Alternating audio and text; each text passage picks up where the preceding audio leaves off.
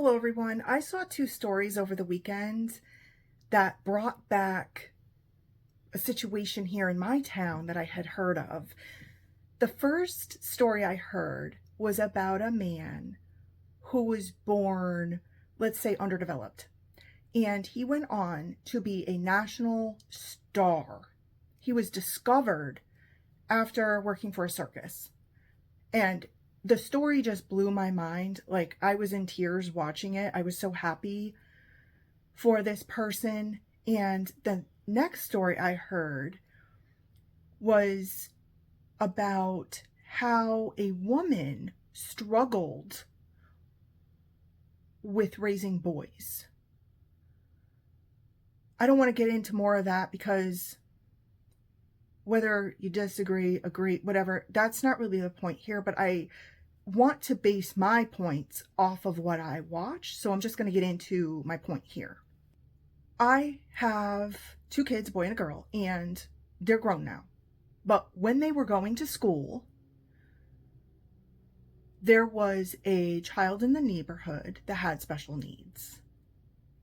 So the small bus would come and pick up the child. Sometimes I would walk with the kids, sometimes I would drive them. One day, the bus was waiting as I was passing by, and I waved hello, and there was the driver on the bus and an aide. And the aide looked like a very kind, caring, compassionate woman, and she said hello back. How was your day today? It's so sunny and beautiful and nice. And I'm like, yeah, it is, And she told me a story. This weighed heavily on this woman's heart for years. I have that, and I don't know what it is. I don't consider it an ability.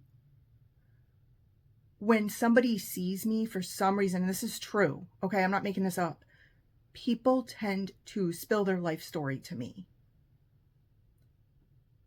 I don't know when that became a thing. I don't know why that happened. It just is what it is. People feel comfortable in my presence. And sometimes people that have been holding on to things for their lifetime spill it. Like, one time in corporate America, a guy came in. I didn't know this guy, but my coworkers knew him. They had known him for 25, 30 years. And he told me all about someone in his family who passed away that was close to him. And he sat there for an hour telling me all about this. And my coworkers couldn't believe it. They didn't even know this about this man. So call it what you want. I call it magnetism because it also goes the opposite way, where people are like that, but in a mean way. So I get it both ways. I get it where people feel comfortable with me and then people just want to lash out at me. I'm used to it by now. But in this one particular instance, this aide on the bus decided to tell me her life story that she had been holding in for years. And she told me that times had changed. And she was glad that they had changed for the better for young people with special needs. At one time, this wasn't recognized. They were segregated from mainstream. And I'm not going to get into more of that. That's all I'm saying about that. If you grew up in the 70s and 80s, you know what I'm talking about. However, at this point, when I was raising kids, there was no segregation. In fact, it became everyone was mainstreamed, and the school didn't look at anyone as having a disability. It became an ability. So everybody was treated on a case-to-case basis. Everybody had their own school plan and so forth. However, this woman told me of what happened to her child back when he was growing up in the 70s and 80s. He was born with spinal bifida. I don't know this person. I never met him. I just went by what this woman told me. And there was a teacher in the school system who was new, and she was a special ed teacher at the time, and he was segregated in a classroom of his own with this woman. And she degraded him every single day. And The mother, who is now talking to me as an aide on this bus, told me how horrible it was for her. She tried to fight on his behalf. She could not advocate for him. Nobody cared. The administrators of the school weren't listening. And one of the worst things that happened to her was this teacher said to her face, "Your son will never amount to anything." And she said that was devastating because her son passed away when he was 17 because of his disease.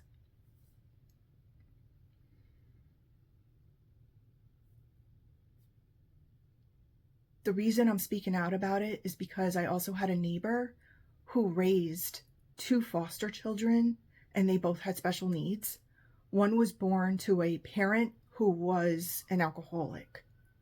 So she had a syndrome caused by alcohol, and the other one was born to a parent on drugs, and she had a nervous system problem. Now, I'm not a doctor.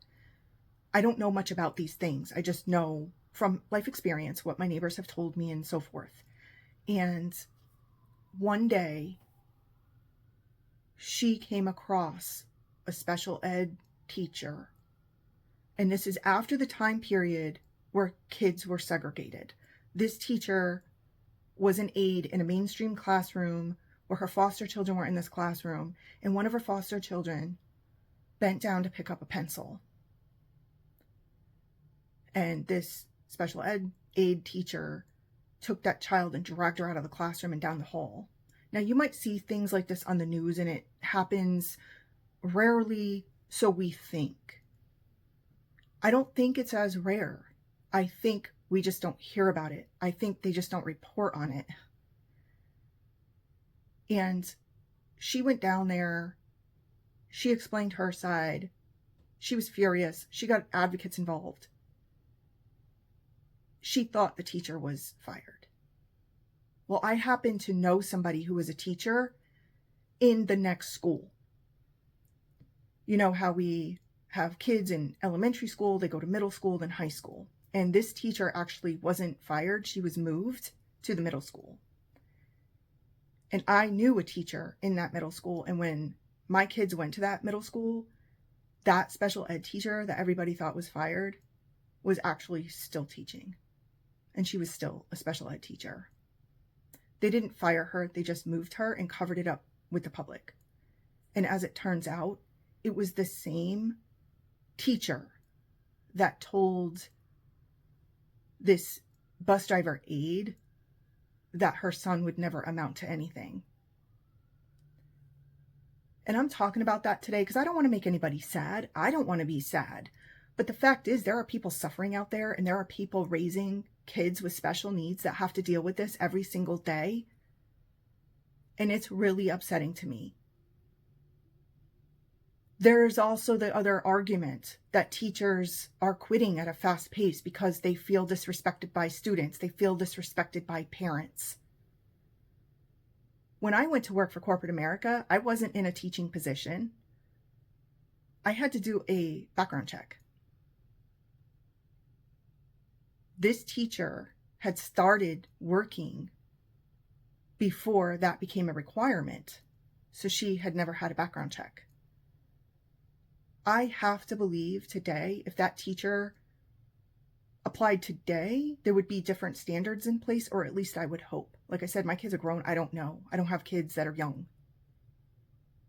I do know that there was a meeting that was held here recently. I would say, I don't even know what year this was, but there was a meeting and the general public was invited, and it was held by the elementary schools.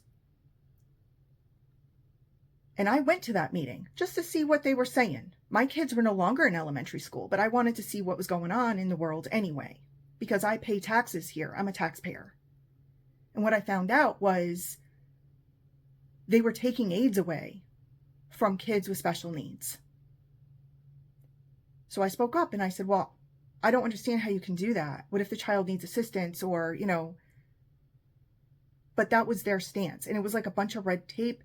Once their decision was made, it was like final, like we had no voice.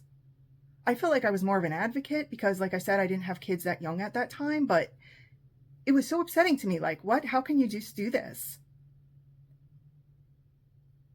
In an ironic twist of fate, the schools here ended up shutting down.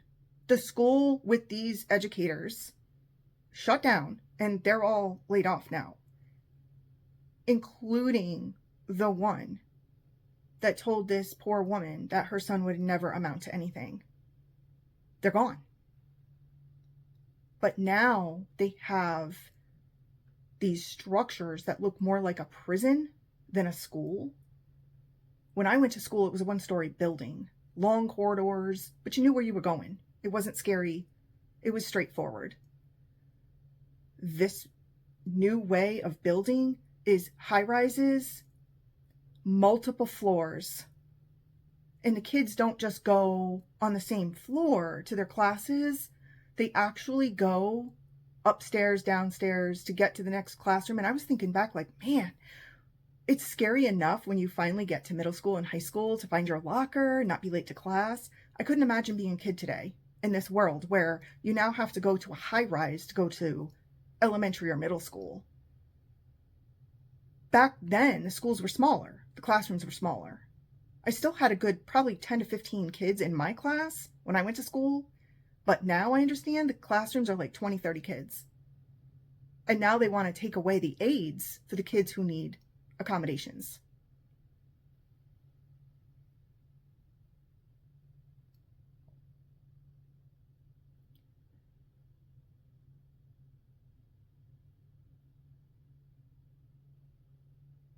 I hope this is not how it is everywhere, and I hope this turns around. I know that there are excellent school systems in some states. Ours does not have that.